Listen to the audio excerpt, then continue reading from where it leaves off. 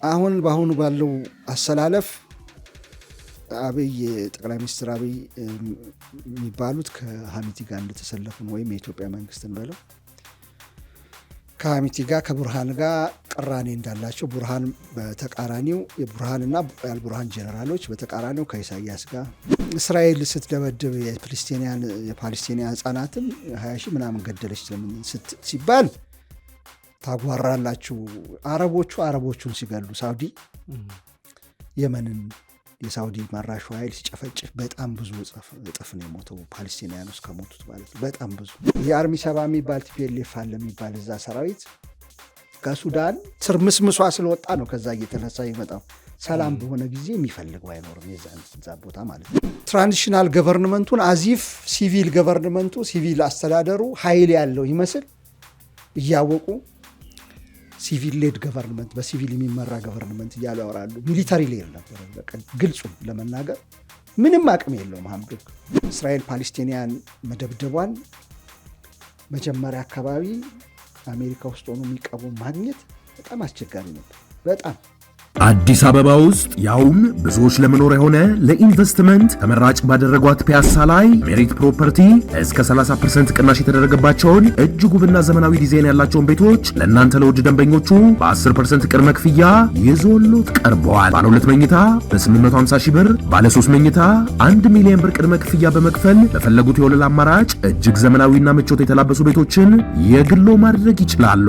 ያሉን ቤቶች ውስን ስለሆኑ በድርጅቱ ስልክ በ0904 90 28 28 ላይ ፈጥነው ይደውሉ። ክብሩታዊ ሰላምታችን በያላችሁበት የዓለም ዳርቻ የደረሳችሁ የተወደዳችሁ የአንድ አፍታ ቤተሰቦች ከአንድ አፍታ ወደ እናንተ የሚደርሰው የአንድ አፍታ ትንታኔ ዝግጅታችን ተጀምሯል። ከአማረ መኮንን ጋር ወቅታዊ ጉዳዮችን እናነሳለን። አብራችሁን ቆዩ። አሚጎ እንኳን ደህና መጣ። እንኳን ደህና ቆዩ።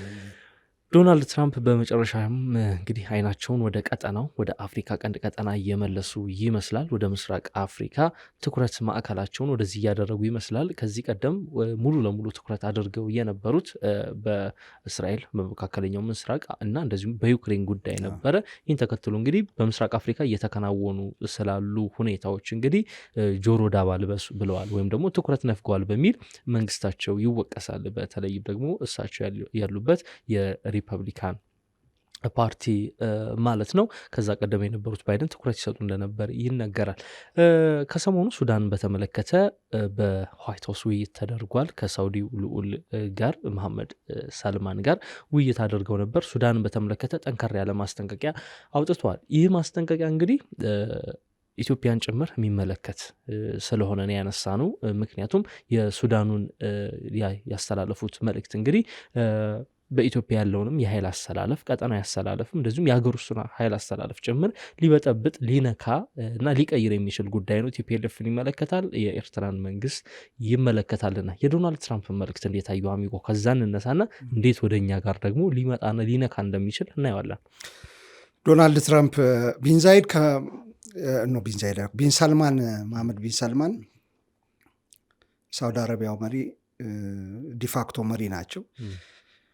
ከመሄዳቸው በፊት ሚድል ኢስት አይ አውጥቶት ነበረ እንደሚጠይቁ ትራምፕን እንደሚጠይቁ ሱዳን ላይ ያለውን ጉዳይ ጣልቃ ገብተው እንደሚያስቆሙ። አሜሪካ የለችበትም ማለት አይደለም፣ ታውቀዋለች ጉዳዩን፣ በኋላ መጣበታለሁ። ማወቅ ብቻ አይደለም ጣቴን ከምጠቁምባቸው ሀገራትም አንዷ ነች ለአሁኑ ብጥብጥ መውሰድ፣ ግን በኋላ መጣለሁ እሱንና ወጥቶ ነበር ዜናው። ቢን ሳልማን ሊጎበኙ ነው። ጉዳዩን ያነሱላቸዋል ብቻ ሳይሆን ሚድል ኢስት ያወጣው ጫና ሊያሳድሩ ይችላሉ። ጫና እንኳን ማሳደር አስቸጋሪ ነው፣ ግን ሊገፉ ይችላሉ። ይህንን በደንብ አድርገው አጀንዳውን ሊገፉ ይችላሉ የሚል ዜና ወጥቶ ነበረ። ከዩኤ አንጻር ዜናውን ተመልክቼው ነበረ። ሄደው አንስተዋል ቢን ሳልማን። ትራምፕ እንግዲህ አስገራሚ ሰው ናቸው። የሚናገሩት ንግግር እንዲህ ጠየቁኝ፣ በቀጥታ ብትገባበት ጉዳዩ ጥሩ ነው አሉኝ። ስለ ሱዳን ስልጣኔ ነገሩኝ። በጣም ፋሲኔቲንግ ነው ምናምን አሉ። እንዴት እንደማያውቁ አላውቅም እንደዚህ አይነት ታሪኮችን። ዛት ሃቭ ጎን ሮንግ፣ የተበላሸ በሆነ ጊዜ የተበላሸ ስልጣኔ ነው ምናምን አሉ። ኦልሬዲ ጀምረናል ልጃችን ማስገባት፣ ሰላም እንዲሰፍን አይነት ንግግር ነው ያደረጉት። በማርኮ ሩቢዮ በኩል ባለፈው ሳምንትም ማስጠንቀቂያ ሰጥተው ነበር። የማርኮ ሩቢዮ ንግግር ማንንም ለመንካት ያለም አይመስልም። እንደዚህ በጥንቃቄ የምታደርገው ንግግር ወዳጆቻቸው ስለሆኑ ላለመንካት ነው የሚያደርጉት እና በጣም ጥሩ ነው ከገቡበት። እሳቸው ትኩረት ከሰጡበት ከምን አንጻር ነው የማየው? አንደኛ ለራሳቸው ይፈልጉታል፣ ለራሳቸው ስም። መካከለኛው ምስራቅ ላይ ጦርነት አቁም ያለሁ። አሁን ደግሞ መካከለኛው ምስራቅ ያው ሱዳንም እዚሁ ሰሜን አፍሪካ አካባቢ ነው መካከለኛ ምስራቅ የሚባለው። እዛም ላይ ጦርነት በማቆሜ የሰላም ኖቤል ሽልማት ተሸላሚ ነኝ ለማለት ስለሚፈልጉ ሰየው ነው ራሳቸውን ቢያገኙበት። ጦርነት እስካቆሙ ድረስ ፓለስቲኒያን የዩክሬንን ጦርነት ዓለም ላይ ያሉ ጦርነቶችን እሳቸው ክሌም እንደሚያደርጉት በህንድና ማናቸው ባለፈው የተፋለሙ ከፓኪስታን ከእሷ ጋር ኡራጋይና ምናምን ብለዋል። ላቲን አሜሪካ ውስጥ ኢትዮጵያና ግብፅን አስቆሚያለሁ ብለዋል። ሱዳንም ከተሳካ ለፈለገው ዓላማ ቢሆን ሰላም እስካመጣ ድረስ ችግር የለብኝም እኔ ወደዛ ሄዳለሁ ብለዋል። ነገሩን ረስተውት አይደለም አሜሪካኖቹ፣ ግን በደንብ ኢንቮልቭ አላረጉበትም። ለምንድን ነው ቅድም አሜሪካ ላይ ጣቴን መጠቆም እፈልጋለሁ ያልኩት? የሱዳንን የእርስ በርስ ጦርነት 2023 ነው የጀመረው። ለውጡ የጀመረው ከኛ እኩል ነው። ወደ 2018 በፈረንጆች ማለት ነው አካባቢ ነው አልበሽር የተወገዱበት ማለት ነው። 1 ዓመት ምናምን ከነ ሐምዶክ ጋር ሲቪል መንግስትና እንትን የተውጣጣ ትራንዚሽናል ገቨርንመንት የሚባል ተቋቋመ። ቻርተር ተነድፏል። የዛን ጊዜ ቻርተር ሲነደፍ አሜሪካኖቹ ናቸው ዋና ነዳፊዎች፣ አንድ በላይ። ከዛ በዋነኝነት ሱዳን ብጥብጡን ያስነሳው ጀነራሎቹ የራሳቸው ችግር አለባቸው። የስነውን ወደ ሲቪል አስተዳደር እንዳሄድ የፈለጉበት ምክንያቱም ታዋቂ ነው። ምክንያቱም ዘራፊዎች ናቸው ሁለቱም፣ አልቡርሃንም ሐሚቲም ዘራፊዎች ናቸው። ደም እጃቸው ላይ አለ። በተለይ ሐሚቲ በጣም ሰፊ ግፍ የፈጸመ ነው። ዳርፉር ላይ ግፍ የፈጸመው ሰራዊት በአልበሽር ነው የተቋቋመው። ባይዘወይ እዛ አካባቢ ያሉ ነን አረብ ዳርፉር አካባቢ ኮርዶፋን፣ ሳውስ ኮርዶፋን ላይ ያሉ ሰዎች ማመፅ ሲጀምሩ እነሱን ለመቆጣጠር ነው ያቋቋሙት። ሐሚቲን ያቋቋመው ያን ጃንጃዊድ ሚኒሻ ይባላል። ወደ 300,000 ሰው የዳርፎርን ጥናት ከተመለከት ያጠፉ ናቸው። እነዚህ ሰዎች ህይወት ያጠፉ ናቸው። ከዛ እንደ ጲላጦስ እጃቸውን ታጥበው የሱዳን ፈጥኖ ደራሽ ኃይል ብሎ መልካቸውን ቀይረው እንደ እባብ ነው ቆዳቸውን ገፈው መልካቸውን ቀይረው የመጡት RSF የሚባለው ሰራዊት ማለት ነው። ከዛ ብዙ ጨምሯል። በራሱ በትራንዚሽናል ገቨርንመንቱ ጊዜ የሚገመተው ወደ 100,000 ሰራዊት እንዳለው። አሁን ሱዳን ብጥብጡ መጀመሪያ የጄኔራሎቹ እርስ በርስ ፉክክር አለ። ለእንትኑ ካስረከብን ለሲቪል መንግስቱ ከሲቪል ለተወጣጣው ፍትህ ለነጻነትና ላለ ፓርቲ የሚባል የተወጣጣ ከማህበራት ከሲቪል ከምሁራን የተወጣጣ ነበረ። ለሱ ካስረከብን በዋነኝነትም አልበሽርን ለመጫል ትንቅንቅ ያደረገው ይሄው የሲቪል ማህበራት ቡድን ነው። ለሱ ካስረከብን ጉዳችን ይወጣል። ለመከላከያ ለሱዳን አርሚ ፎርስ የሚከፈል ገንዘብ አለ። ለራፒድ ስፔሻል ፎርስ የሚከፈል ገንዘብ አለ። ኬት እንደሚመጣ አይታወቅም። ኦዲት አይደረግም። የፈጸምነው ጭፍጨፋ አለ። መጀመሪያ ላይ ዳርፉር፣ ቀጥሎ ካርቱም አካባቢ ሰላማዊ ሰልፍ የወጡ ሰዎችን የጨፈጨፈዋል፣ በተለይ ሐሚቲ። ስለዚህ ያ ጉዳችን ስለሚወጣ ብለው ተባበሩ። መጀመሪያ ሁለቱም ወታደሮች ሐምዶክን ጣሉ፣ በቁም እስር አደረጓቸው፣ ከዛ አስወገዷቸው፣ ከዛ ተጣሉ። የተጣሉበት ምክንያት ምንድን ነው? የአሜሪካ እጅ እዚህ ላይ ነው የሚመጣው። ልክ ኢትዮጵያ ውስጥ ከመንግስት ውጪ ያለ ኃይል ሞኖፖሊ ኦፍ ቫዮለንስ ኃይልን የመጠቀም ኃይል ስልጣን የመንግስት ብቻ ስለሆነ ሌሎች ትጥቆቻቸውን ማስፈታት አለባቸው እንዳሉ ሁሉ አሜሪካውያኑ ለሱዳንም የመከሩት ይህንን። አት ሴም ታይም ልክ የኛ ልዩ ኃይል ይፍረስ የተባለ ጊዜ የሱዳንም ልዩ ኃይል ይፍረስ ተባለ። የአሜሪካኖቹ ምክር ነው። ተመሳሳይ ወቅት ነበር። ተመሳሳይ ወቅት ተዘጋለ። የአማራ ክልሉ ጋር የዚህን ጊዜ ሐሚቲ ያለው ፓወር ያለው እንትን የሚመነጨው ከዚሁ ከአርኤስኤፍ ነው። ምን አሉት? ቀላቀል ወደ ሱዳን አርሚ ወደ ዋናው ጦር ቀላቀል፣ መደበኛ ጦር ቀላቀል አሉት። ንግግር ተጀመረ። ማን ይምራው ይህን ጦር ከተቀላቀለ በኋላ የሚል ጥያቄ መጣ። አልቡርሃን እኔ መከላከያ ሰራዊቱ እንትን ስለሆንኩ አዛዥ ስለሆንኩ በእኔ ስር ነው መግባት ያለበት አለ። ሐሚቲ ይሄን ሰራዊት ተነጠቅኩ ማለት ፓወር የሚባል ነገር ከዛ በኋላ የለኝም የሚል መጣ። እንዳውም ሊገፋ መሆኑን ሲያስብ ሐሚቲ ሱዳን አካባቢ ዙሪያውን አሰፈረ፣ ጦሩን ከቦ ሱዳንን። ያኔ ነው ግጭቱ የተጀመረው። ከዛ ትንሽ አንድ ወደኋላ ስቴፕ ልመለስና እነዚህ ወታደሮች ከሐምዶክ ጋር ሆነው ትራንዚሽናል ገቨርንመንት አቋቁሞ እየመሩ እያለ ሱዳንን ከአሜሪካ የሚወጡ ጽሁፎችን ብታይ ሲቪል ሌድ ገቨርንመንት ነው የሚሉት። ተው እንደዚህ አትበሉ፣ ጦርነት እንትኑ ወታደሩ ቀስ ብሎ ይሄንን እየገፋው ነው፣ እርምጃ ውሰዱ። ወይም ደግሞ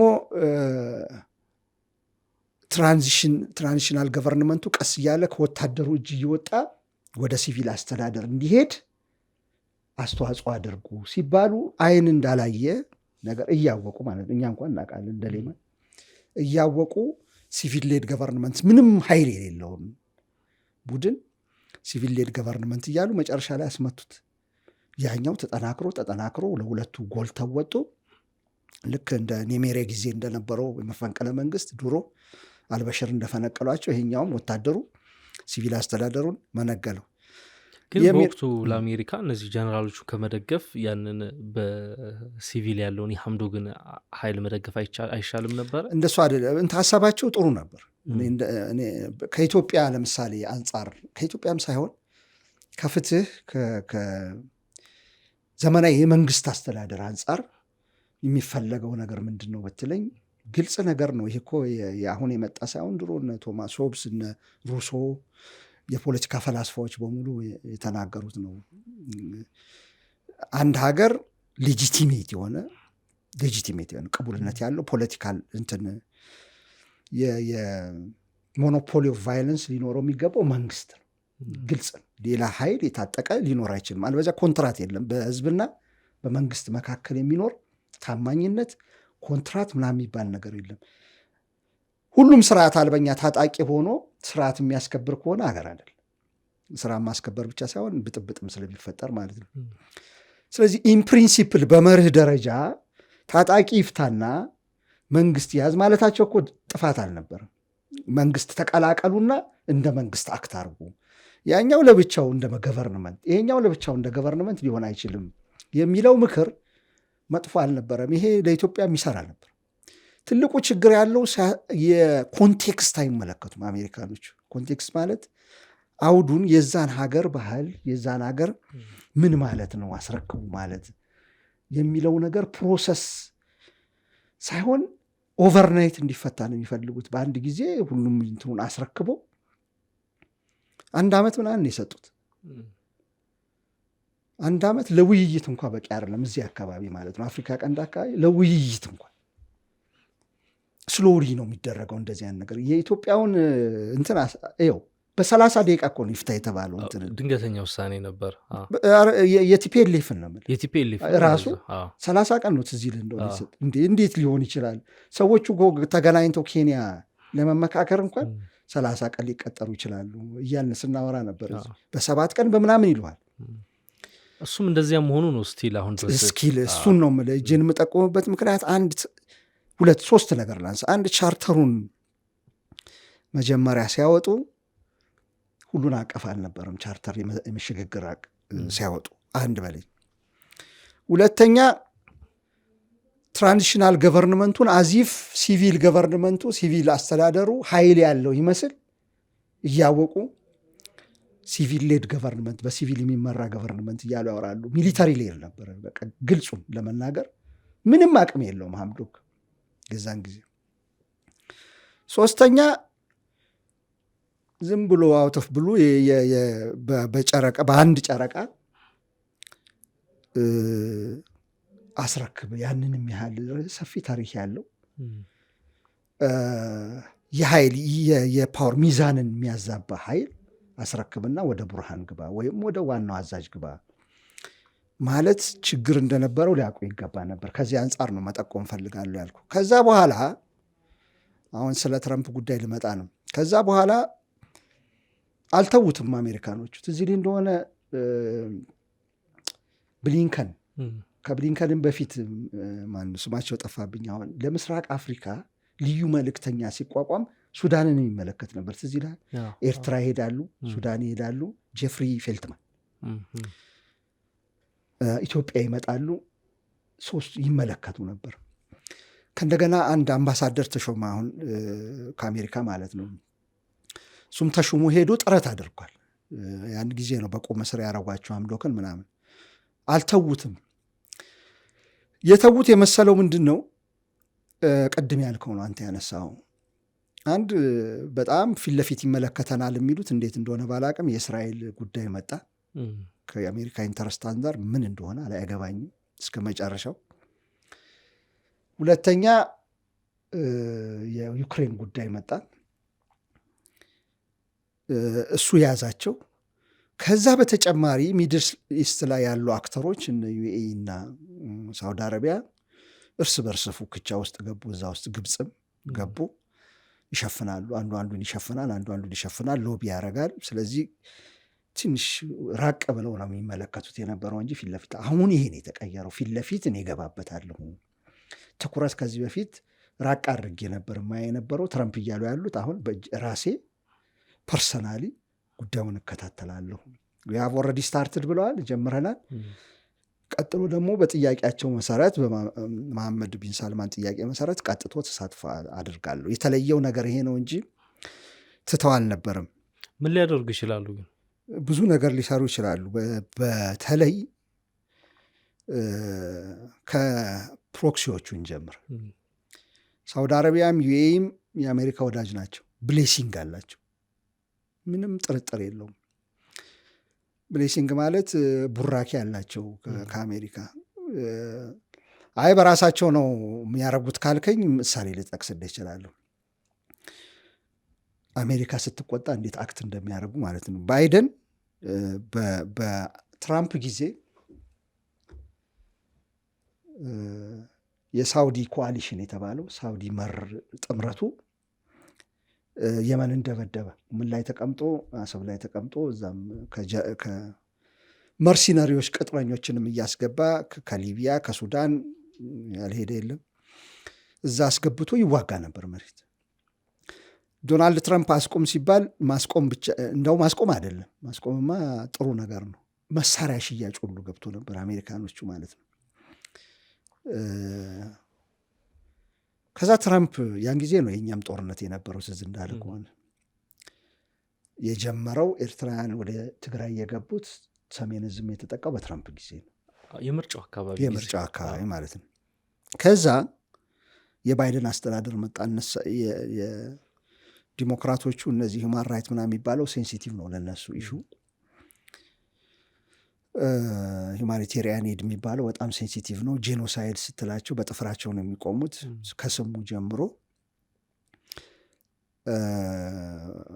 ማነች እዚህ ስትመላለስ የነበረው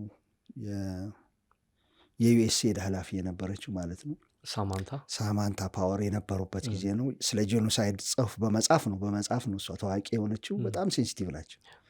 ኢሹዋቸው እሱ ነው። የሚወዳደሩበት ምን የሚሉበት ሁማን ራይት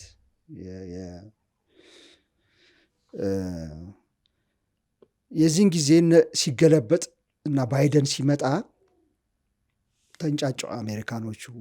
የመን ላይ የተፈጸመው ግፍ ከፍተኛ ግፍ ነው። ህጻናት እንደዚህ ያህል አልቀዋል። በጣም ብዙ ናቸው ያለቁት። አንዳንድ ጊዜ ትክክል ባይሆንም አርጊመንቱ እስራኤል ስትደበድብ የፓለስቲኒያን ህጻናትን 20 ሺህ ምናምን ገደለች ስለምን ሲባል ታጓራላችሁ።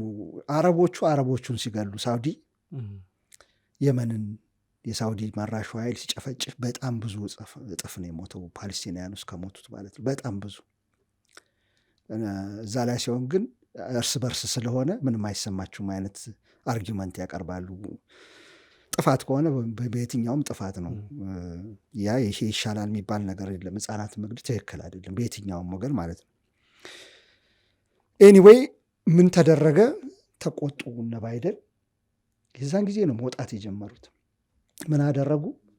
ስምምነት ፈጽመናል አሉ። ከሁቲ ጋር ስምምነት ፈጽመናል አሉ። ዋነኛው ትሪገሪንግ ፖይንት ዋና ያነሳሳቸው የሚባለው ሁቲ የነዳጅ ጉድጓዶችን የዩኤን መምታቷ ነው። ወታደሮቿን ገደለችባት። እዛ ታይቶ የማይታወቅ ነው በታሪካቸው። የዚህን ጊዜ ነው የደነገጡት ነው የሚባለው። ግን ተቆጥቷል። አሜሪካን ሲቆጡ አሰብን ለቀቁ።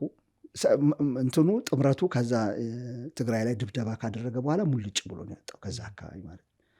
ይሄ የአሜሪካ ግፊት ነው። ማድረግ ሲፈልጉ ያደርጋሉ ማለት ነው። ነገሩን ማስወጣት ይችላሉ። ድብደባ አቁሙ ማለት ይችላሉ። ሱዳን ላይ ማድረግ ይችላሉ። ይህን ምንድን ነው ሚዛን ላይ የሚቀመጠው ብትለኝ፣ አሁን መልእክት ይዘው ሄዱት ትራምፕ መሐመድ ቢን ሰልማን የሳውዲ አረቢያው ትራምፕ ወደ 1 ትሪሊየን ንግዳችንን ወደ 1 ትሪሊየን እናሳደጋለን ያሏቸው መሐመድ ቢን ሰልማን አሉ። ወታደራዊ እንትኖችም አሉ። በጣም ብዙ ነው። በዚህ በኩል ዩኤኢ አለች። የእስራኤልም የአሜሪካንም ወዳጅ ነች። ከፍተኛ የሆነ መልቲ ቢሊየን ዶላር የንግድ ስምምነት አለ። የተሳሰሩበት በጣም ብዙ ነገር ነው። ምንድነው አሜሪካኖቹ ይህንን ሚዛን ላይ ያስቀምጣሉ።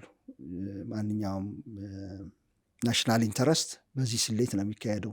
የትኛው ይጠቅመኛል፣ የትኛው ይጎዳኛል። ጉዳቱ በፒአር በኩል በፐብሊክ ሪሌሽን በኩል ጉዳቱ እያመዘነ ሲመጣ፣ ጩኸቱ እየበረከተ ሲመጣ ደግሞ ሚዛኑ ይቀየራል። ለምሳሌ የእስራኤልን ጉዳይ እስራኤል ፓሌስቲንያን መደብደቧን መጀመሪያ አካባቢ አሜሪካ ውስጥ ሆኖ የሚቃወም ማግኘት በጣም አስቸጋሪ ነበር። በጣም እኛ ራሱ ፕሮግራም ሰርቼ ብዙ ትችት ነው የሚደርስብ ከእስራኤል ከእንትን አንጻር ማለት ነው።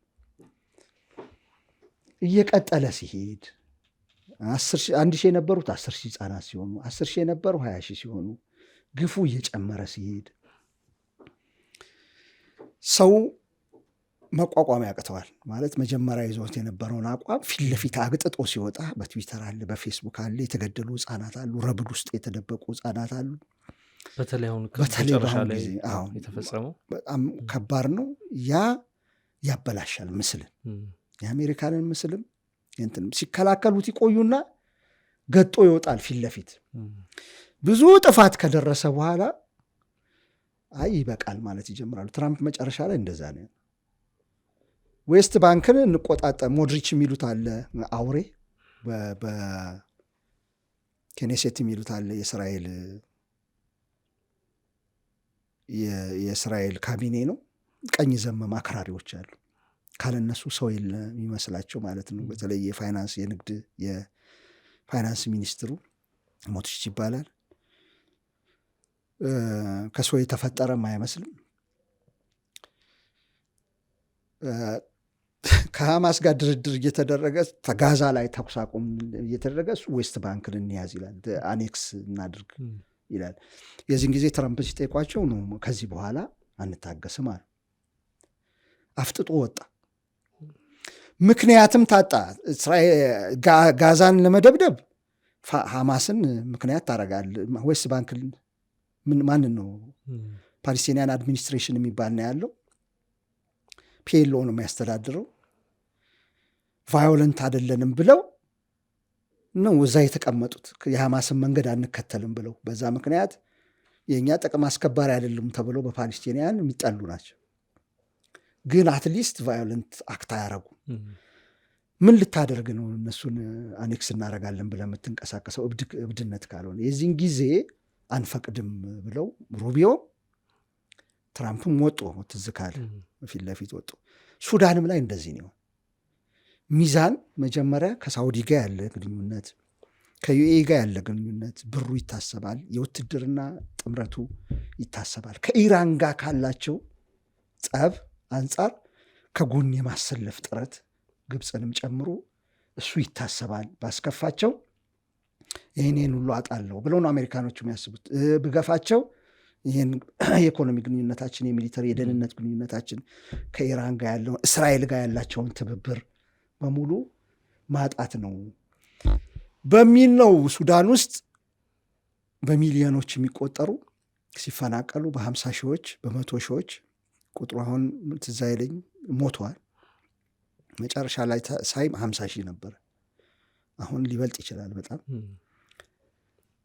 ይሄ ሁሉ ሲሆን ስለ RSF ያውቃሉ፣ ስለ ልዩ ኃይሉ ፈጥኖ ደራሽ ኃይሉ፣ ስለ ቡርሃን ያውቃሉ። ምንም ጠፍቷቸው አይደለም። የሚደረገውም አትሮሲቲ ጠፍቷቸው አይደለም። እዛ ውስጥ የሚፈጸሙት ግፎች ጠፍቷቸው አይደለም። ግን ሚዛኑ እዛ ቲፒንግ ፖይንት ላይ እስኪደርስ ድረስ አግጥጦ እስኪወጣ ድረስ ነው የሚጠብቁት። ከዛ በኋላ ምስልን መመለስ አስቸጋሪ ይሆናል። ከዛ በኋላ አንቺ ሀገር ዲሞክራታይዝ አድርጊ ምናምን ብሎ መናገር ይከብዳቸው ይመጣል። ሂውማን ራይት ጠብቁ ብሎ መናገር የሚከብዳቸው ጊዜ ይመጣል። ይበላሻል ምስል። እዛ ድረስ ይጠብቁና ነው እርምጃ የሚወስዱት። አሁን ትራምፕ ማለታቸው እሱ ነው። አሁን እገባበታለሁ ማለታቸው የሱዳኑ ጉዳይ ጠፍቷቸው ሳይሆን ከዚህ በላይ ከሄደ ጉዳዩ ምስል ይበላሻል። ከሳውዲ ጥያቄ የመጣው ደግሞ ከአንደኛው ፓርትነር ነው። እዛው አካባቢ አክት ከሚያደርጉ ፓርትነሮች ነው። በዛ በኩል መምጣትም ነበረበት። አሜሪካ ቀጥታ ከምትገባ በየት መምጣት አለበት? ስቴክ ካላቸው እዚህ አካባቢዎች ሱዳንና እንትን ፊት ለፊት ነው የሚታዩት። በቀይ ባህር ድንበራቸው ቀይ ባህር ብቻ ነው የሚከፍለው። ሱዳን በዚህ በኩል ነች፣ እንትና በሰሜን በኩል ነች። ሳውዲ ድንበር ከፍተኛው፣ ከዛ የመን ነች። አደጋ ነው ለሷም እየቀጠለ ከመጣ ለሳውዲ። ከዚህ አንጻር ነው የምትመለከተው። እና አፍጥጦ ስለመጣ አሁን እንገባበታለን እኔው ራሴ አየዋለሁ አሉ እንጂ ከዚህ በፊት ኳድ የሚባል ቲም አለ የተቋቋመ፣ ግብፅን፣ ዩኤኢን፣ ሳውዲ አረቢያና አሜሪካን የያዘ ኳድ የሚባል ቆይቷል። ትንሽ ቆየት ብሏል። የወራት ዕድሜ ነው ያለው አይደል? አዎ። ግን ምንም ዴድሎክ ነው። ዩኤኢ በዚህ ይህን ትላለች፣ ሳውዲ በዚህ ትላለች። ግብፅና ሳውዲ አንድ ላይ ነው የተሰለፉት በዚህ ይላሉ። ምንም ወደፊት መንቀሳቀስ አልተቻለም። ይሄን ለመስበር ግባበት ነው ያሏቸው ሳልማን። ቀጥታ የነገሯቸው ይህንን ነው። ይሄ የፈጠርነው ጥምረት ለማቆም ምንም ውጤት እያመጣ አይደለም። የተቃራኒ ፍላጎት ስላላቸው አባላቶቹ። ስለዚህ ይህን ለማስቆም የእርሶ ጫና ያስፈልጋል ብለው ነው ያስገቧቸው። ይሄ ከኢትዮጵያ አንጻር ያለው ማየት እንችላለን። ሌላ በሚገባ ነው የዘረዘርካቸው። ለምን አሜሪካ እስካሁን ድረስ ዝም አለች? በእርግጥስ ጆሮ ዳባ ልበስ ብላ ነው ወይስ ነገር እየሆነ አታውቀውም የሚለውን ነገር በሚገባ ያስቀመጥከው ይመስለኛል። የአሜሪካንን ፍላጎት፣ የሳውዲ አረቢያም እንደዚሁም የዩኤኢን ፍላጎት አስቀምጠዋል።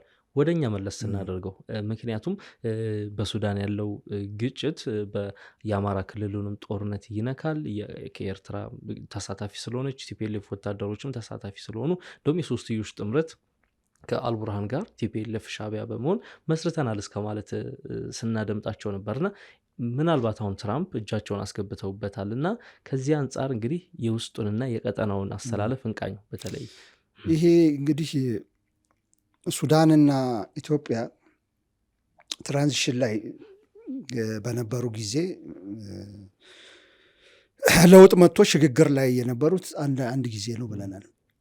የዛን ጊዜ የአፍሪካ ቀንድ ላይ ጉምቱ የሚባሉ ምሁራን ዴቪድ ሺንን ጨምሮ አምባሳደር ዴቪድ ሺን አንድ ጽሁፍ አውጥተው ነበር። ያን ጊዜ የተሰራጨ ጽሁፍ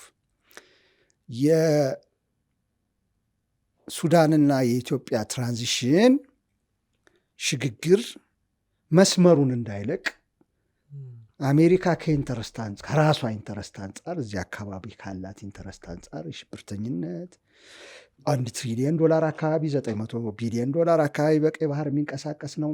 ኬብሎች አሉ፣ የኔትወርክ ኬብሎች አሉ፣ አሸባሪ ድርጅቶች አሉ። እዚህ ጋር ከደህንነቷ፣ ከኢኮኖሚ እንቅስቃሴ፣ ከጸጥታ፣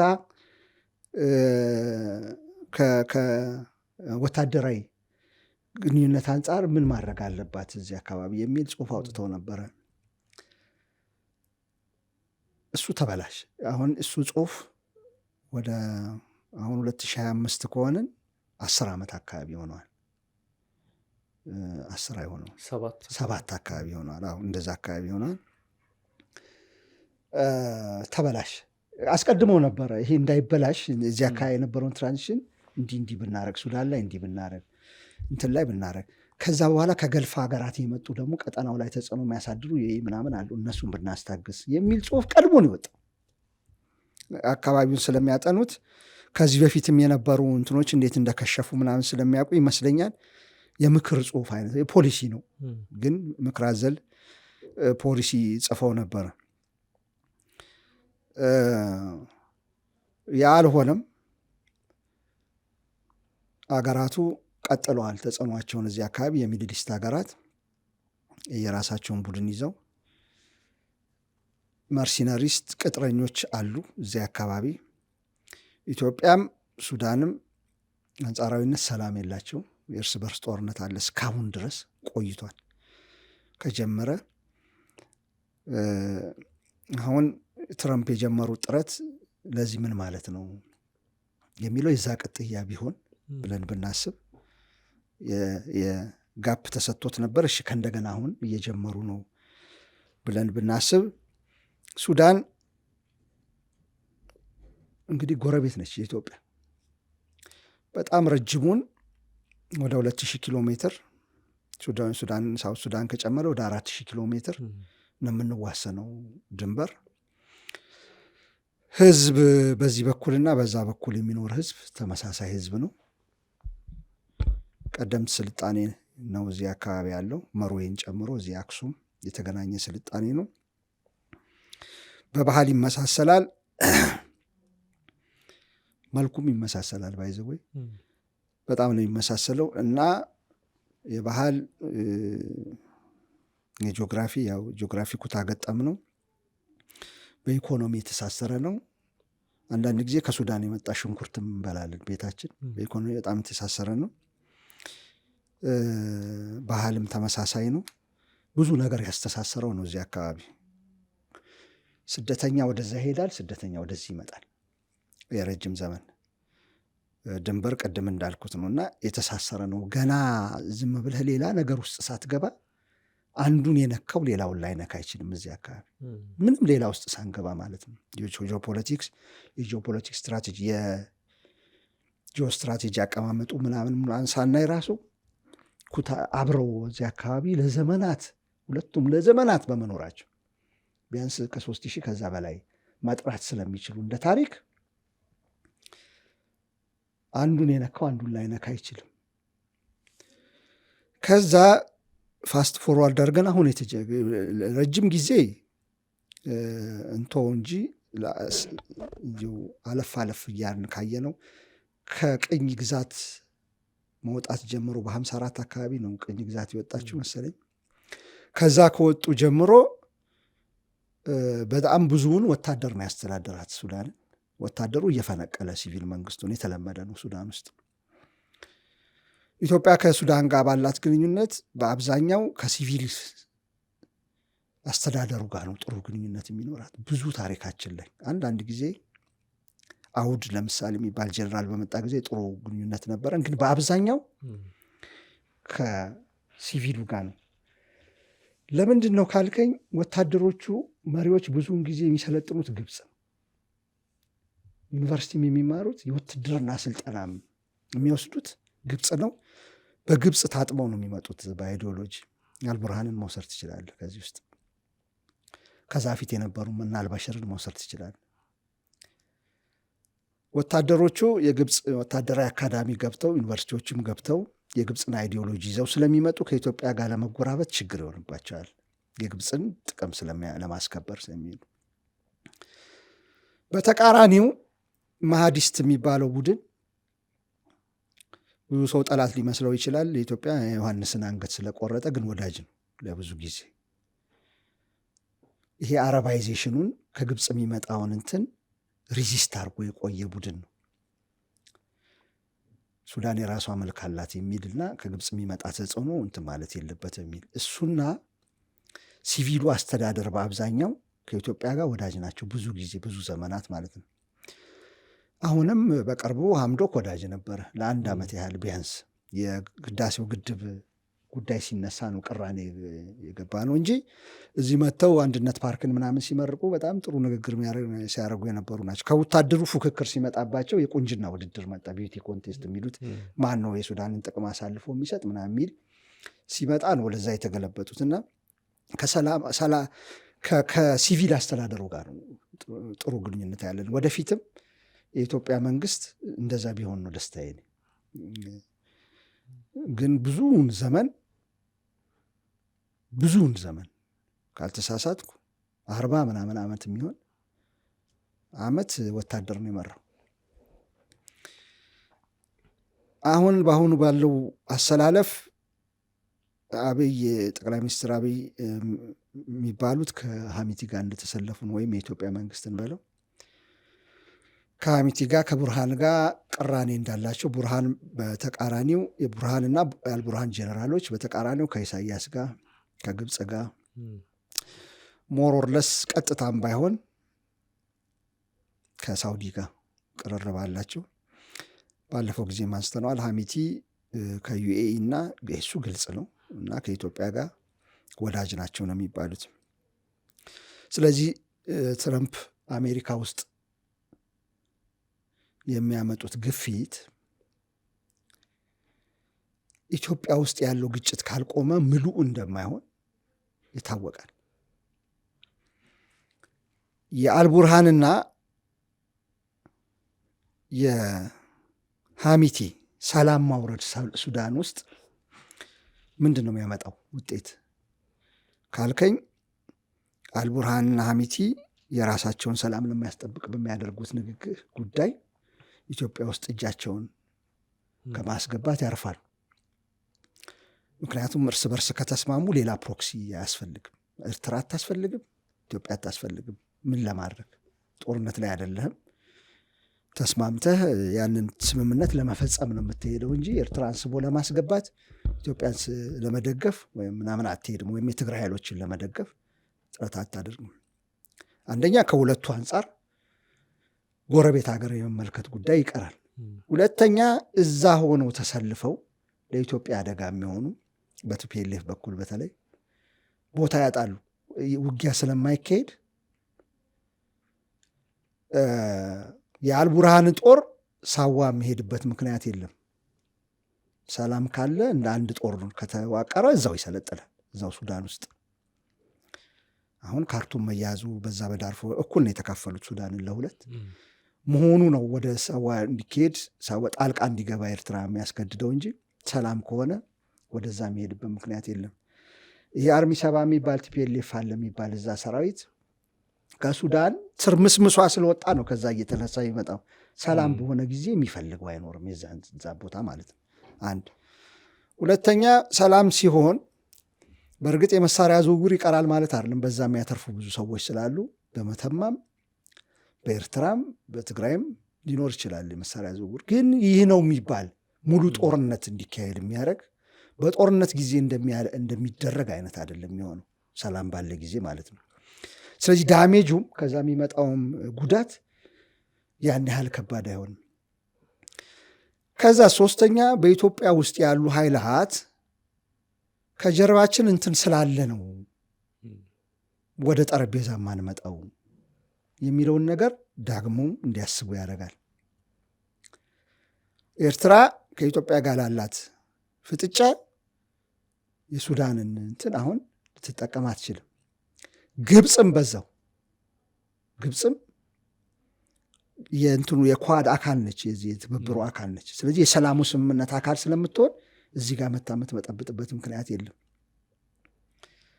ስለዚህ ኤርትራም ወደ ጅቡቲ ወደ ግብፅ ምናምን ከመሄድ ኢትዮጵያ ወደ ዩኤኢ ወይ ሐሚቲ ምናምን ከመሄድ ኤርትራና ኢትዮጵያ ንግግር እንዲጀምሩ በር ይከፍታል። ፊት ለፊት ማለት ነው። ከጀርባ ያለህን ኃይል እንትናን እሱ ላይ ያስነሳበታለሁ ይሄን እንትን አስነሳበታለሁ፣ ከሱ ድሮን ስለሚሰጠኝ አያሸንፈኝም፣ ከዛ ድሮን ስለምገዛ ከኢራን ወይ ከግብፅ የሚለውን እብሪት ትንሽ ቀነስ ይደረግና በመሃል ምን ይጀመራል? ንግግር ይጀመራል። ከውስጥም እንደዛው ቲፒኤልኤፍ ከኤርትራ ጋር የሚሰራው እንትን አሁን እጥረት ስለሚገጥም እዚሁ መጨረስ ስላለበት ጉዳዩን ወዴት ይመጣል? እንግዲህ በቀናነት ስናስበው ነው ካልደፈረሰ ወደ ሰላም ይመጣል እና ከቀንዱም ከመካከለኛ ምስራቅ አገራት ጀምሮ ሲያርፉ እጃቸውን ማስገባት፣ ሱዳን ውስጥ ያሉት ተፋላሚ ኃይሎች በሰላም መወያየት ሲጀምሩ ከጀርባቸው ያለው ኃይሎች እየቀነሱ ሲመጡ የመን ላይ እንደሆነው ኢትዮጵያ ውስጥ ያለው ጉዳይ ልክ እንደዛ ይፈታል። እንደዛ አይሆንም፣ ዝም ብሎ ዊሽፉል ቲንኪንግ ነው የሚል ሰው ሊኖር ይችላል። ዝም ብሎ ግን አይተናል። ምንድን ያየ ነው መሰለ? በሁቲና በዩኤኢ በምናምን የሚደረገው ግን በሳውዲ መራሽ ኃይሉ ይደረግ የነበረው ጦርነት በአሜሪካ ጫና ቆሟል። ሁቲ ድጋሚ መተኮስ የጀመረው እስራኤል ፋልስጤንን ስታጠቃ ነው። ቆሞ ነበረ። ያ ሁሉ ግፍ ቆሞ ነበረ። ከእኛም አንተኩስም እናንተም አንተኩስም ተብሎ ሁማኒቴሪያን ኤድ መግባት ጀምሮ ቆሞ ነበር። ያ የተበጠበጠው ሌላ ጦርነት ሲጀመር፣ ጦርነቱ ጊዜ ጦርነት እንደሚሉ ሲጀመር ሁቲ አሻግሮ አይላት የሚባል ይሄ ጫፍ ላይ ያለውን ጆርዳን ጥግ ያለውን እንትን መደብደብ፣ መርከቦችን መምታት ምናምን የጀመረው ከዛ በኋላ ነው እንጂ ቆሞ ነበር። ጫና ለማሳደር በሚል ነበር የጀመረው። አዎ እሱም ጦርነት ስለተጀመረ ነው እንጂ የመን ውስጥ ያለው ረብሻ አትሊስት ጋፕ ተገኝቶ ነበር። ልክ እንደዛ የማይሆንበት ምክንያት የለም። ሱዳን ውስጥም ከልባቸው የሚሰሩ ከሆነ አሜሪካኖች ሱዳን ውስጥም ኢትዮጵያ ውስጥም ያለው ነገር ማይቆምበት ነገር የለም። የኢትዮጵያ እኮ ገፍተው የአውሮፓም ሀገራት የአፍሪካ ሀገራት ተጨንቀው አሜሪካ እጇን ቀጥታ አስገብታ እኮ የፕሪቶሪያ ስምምነት ተፈርሞ የለን ጦርነት ቆሟል እኮ። ስለዚህ ከዚህ በፊት እያልኩ ነበረ እዚህ ያሉ ቡድኖች እኔ ይስማማሉ፣ እዚህ የሚዋጉ እንትኖች ቁጭ ብለው ይስማማሉ የሚል እንትኔን ተስፋ እየቆረጥኩ መጣሁ ቆይቻለሁ። በብዙ ምክንያት ምናልባት ሊያድነን የሚችለው የውጭ ጣልቃ ገብ ነው። የውጭ ጣልቃ ገብ ባልፈልገው እንኳን ሶቨሬኒቲ ላይ ቀናኢ በሆንም እኔ የኢትዮጵያ ሉዓላዊነት ራስን በራስ መወሰኗ ትልቅ ክብደት የምሰጠው ቢሆንም ምርጫ ስታጣ የምትገባበት ነገር ነው። እዚሁ ያሉ ኃይሎች መስማማት ቁጭ ብለው መነጋገር ካቃታቸው አስገዳጅ ኃይል መምጣት አለበት። ኮምፕሮማይዝ ማድረግ አለብን። ሌላ ምንም ምርጫ የለም፣ ሰው ከሚያልቅ ማለት ነው። እሱ ከሆነ የመጣው እሰየው ነው ለኢትዮጵያ፣ ለቀንዱም ሀገራት ማለት ነው፣ ሌሎቹ ሀገራት።